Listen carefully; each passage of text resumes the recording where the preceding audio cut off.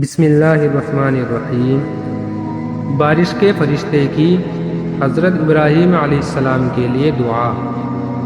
حضرت بکر بن عبداللہ مزنی فرماتے ہیں کہ جب کفار نے ارادہ کیا کہ حضرت ابراہیم علیہ السلام کو آگ میں ڈالے تو سب مخلوقات نے اپنے رب تعالیٰ سے فریاد کی اور عرض کیا، اے ہمارے پروردگار، آپ کا خلیل حضرت ابراہیم آگ میں ڈالے جا رہے ہیں، آپ ہمیں اجازت دیں تو ہم ان کے دفاع میں آگ کو بجھا دیں۔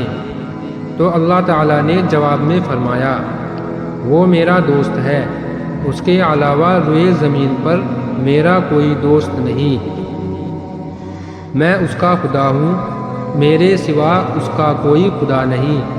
اگر وہ تم سے فریاد رسی چاہے تو تم اس کی فریاد رسی کرو، ورنہ چھوڑ دو۔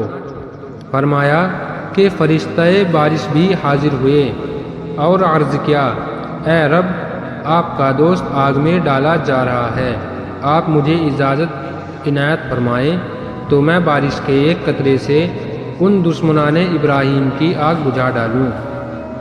تو اللہ تعالیٰ نے ارشاد فرمایا، وہ میرا دوست ہے، روئے زمین پر اس کے سوا میرا کوئی دوست نہیں ہے، میں اس کا خدا ہوں، میرے سوا اس کا کوئی خدا نہیں۔